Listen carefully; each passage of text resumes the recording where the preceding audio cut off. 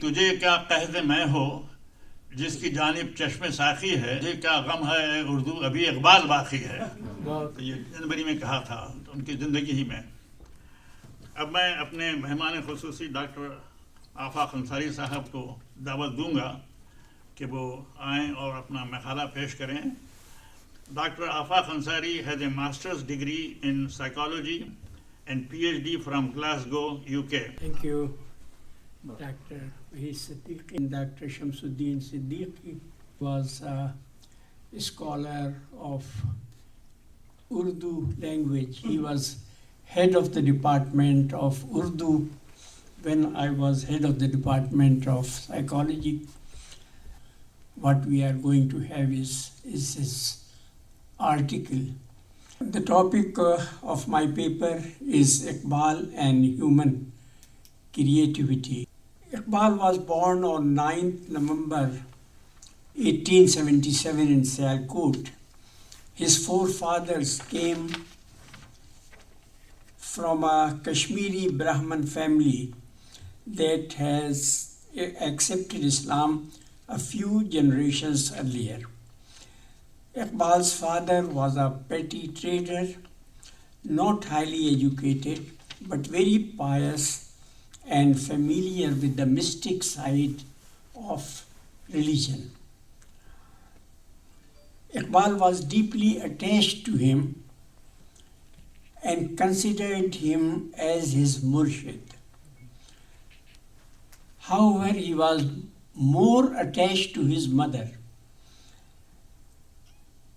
When she died, he wrote an elegy that is unparalleled in Urdu poetry. Very true, very true.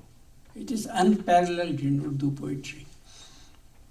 Iqbal's early education was unusual for a child of his socio-economic class. He started education at the age of 4 years and 4 months in a mosque school. This was a school for religious instructions. While he was in this madrasa, a famous scholar, Sayyid Hassan of Sialkot, came to this madrasa and saw young Iqbal. He developed an immediate liking for Iqbal and asked his father, whom he knew personally, to send Iqbal to his school. In this school, Iqbal started learning Urdu, Persian, and Arabic from him. This continued for 3 years. In the meantime, Sayyid Mir Hassan started teaching at Scotch Mission School and persuaded Iqbal's father to send his son to that new school. Thus, by the time Iqbal was 8 years old, he had been exposed to 3 systems of education: the purely religious education based on reciting of Quranic texts without understanding the meaning, the classical education of Arabic, Persian, and Urdu, and the modern education of English, mathematics, and science. While he continued with modern education in school as well as his classical education with Sayyid Hassan, he came deeply under the influence of Sayyid Hassan, who has been described as an excellent teacher and a highly charismatic person. For one, he would develop and maintain personal ties with his students and looked after their intellectual as well as moral needs.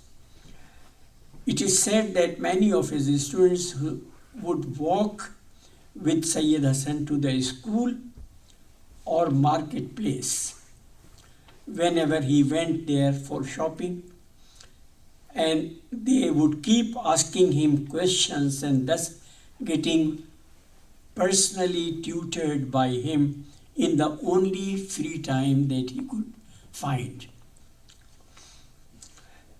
let me mention that apart from Iqbal, Sayyid Hassan had another very eminent pupil, and that was Faiz Ahmad Faiz. At a later stage, Faiz became his student, and later in life, Faiz recalled whatever he was teaching, although Faiz, of course, developed his differences with him, but he did not forget his kindness and his teachings. 1893 is an important year for Iqbal. He passed high school examinations, got married to Kareem Bibi, and published the first ghazal in a literary journal in Delhi. His academic career led him to great heights, and his poetry led him a meteoric rise to the pinnacles of literature. His marriage was, however, a miserable failure and caused Iqbal a lot of consternation and dismay throughout his life. Iqbal was only 16 when he got married, and according to his later statements, he was totally opposed to it. However, his young age and dependent status led to this situation. Nobody paid much attention to his protestations, largely because the person who selected was none other than Iqbal's father-in-law. His father-in-law, Dr. Atta Muhammad, was an eminent and rich person. He was famous as a surgeon when very few Indians could think of reaching these positions. He was one of the earliest graduates of Doe Medical College.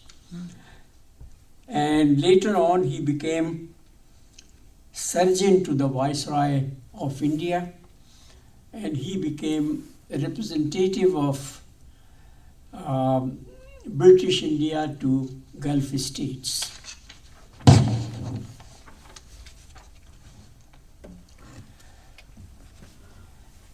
Dr. Atta Muhammad met Iqbal when Iqbal went to Gujarat in order to appear for his high school examinations, because Sialkot was not a center, and he had to go to Gujarat to appear in his matriculation examination, where Dr. Atta Muhammad saw him. So it was like love at first sight, except that it was love of father-in-law that led to this marriage, not love his wife.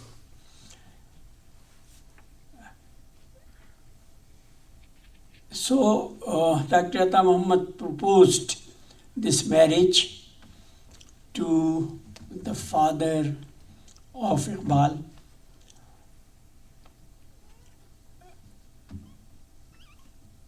Kareem Bibi, the bride, was 19 years old at that time, 3 years older than Iqbal. And of course, that means physically and emotionally, she was a woman. At 16 years, Iqbal was a boy. Because this 3 years difference was, including the gender difference, is quite a lot. But at that time, it was considered that if one gets married into a good family, that is much more important than having any compatibility. And for Iqbal, there was a problem that his father was rather a poor person. His elder brother was, of course, better off, and he was helping the whole family. So that meant that Iqbal had to earn a living, have to find a means for himself. And there did not seem to be any way he could do that. So people said, okay, you get married into a rich family, and that may partly solve your problems. Another major difference between the husband and wife was that she lived all her life in a privileged surroundings. It is said that their house in Gujarat was more like a palace than a house, and definitely much superior to Iqbal's modest house in Sialkot. She lived with her in-laws there occasionally, but could not adjust to neither to her husband nor to the in-laws. Whenever possible, she would go back to her parents' house in Gujarat. They had 2 children, a girl, Miraj or Maryam, and a boy, Aftab. The girl to whom Iqbal was very deeply attached died at the age of 18. The son Iqbal, Aftab Iqbal, he lived on. Actually, he died like 5-6 years back.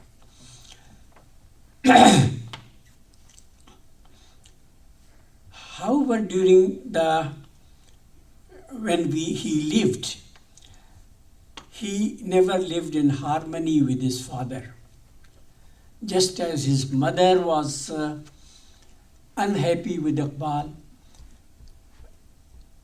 so Aftab also thought that his father has been cruel and unkind to the mother, and therefore he did not live with Iqbal.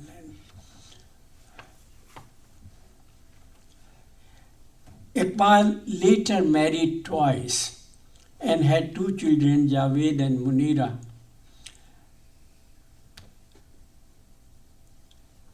Javed Iqbal, who went on to become judge of Pakistan's Supreme Court, has died, I think, last year or year before.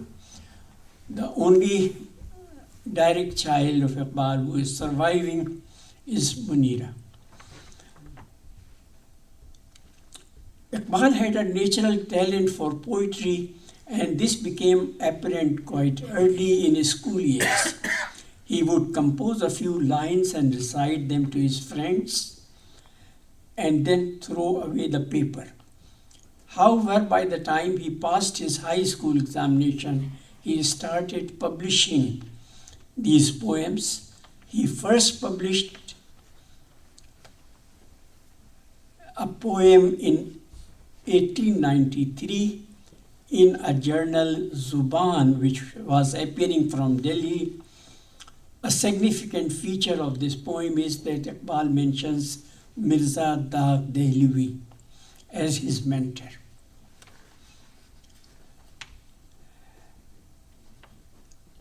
A study of Iqbal's creativity is important for at least two reasons.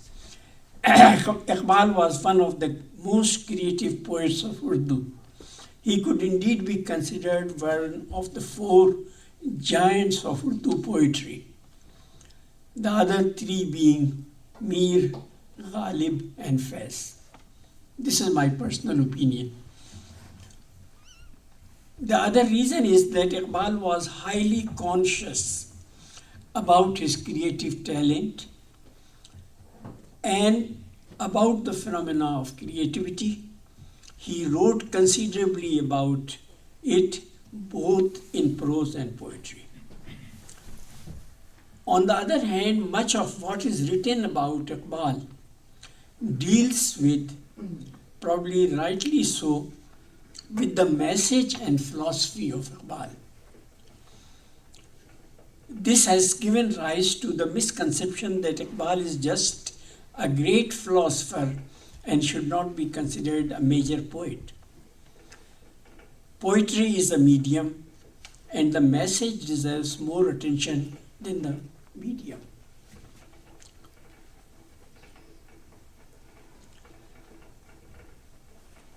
Iqbal himself is partly responsible for this view. He always asserted that he does not consider himself as a poet, and at least on one point in life, Iqbal decided to give up poetry for good. On the other hand, there were forces within him that impelled him to continue writing poetry, which was his self-expression and represents the ideals that were dear to him. Empathy and self-abandonment. Daagh to Rumi. When Iqbal started composing poetry, he decided to have a mentor, as was the custom of that time.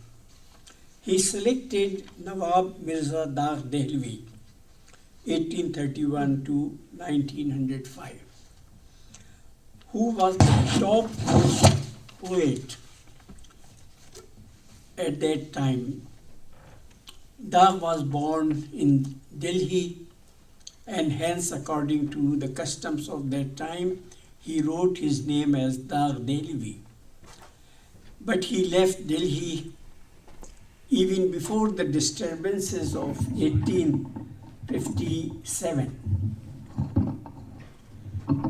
He settled first in Rampur and then finally in the princely state of Hyderabad, which was not only prosperous but also had a ruler who was a patron of arts and literature. The king, called Nizam, was himself a poet, and he nominally appointed Daagh as his personal mentor in poetry. This was a period when Urdu poetry was at its peak. Anyone who was educated was expected to indulge in poetry, or at least appreciate poetry. The most common form of poetry was what is called ghazal. Ghazal literally means speaking to women. Can be called love poetry, although it is a genre that has been used to convey messages of all times, lamentations of the past, misery of existence, loneliness, friendship, meaninglessness of life, search for meaning. Many Sufis have used ghazal to propagate their ideas of love of God and desire for eternal union with Him.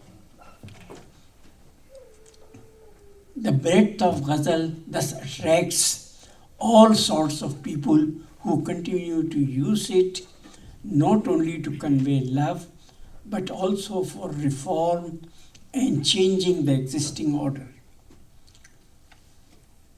Since many people wanted to compose ghazals and needed guidance in form, contents, and language, they would refer to major poets and request them to guide them.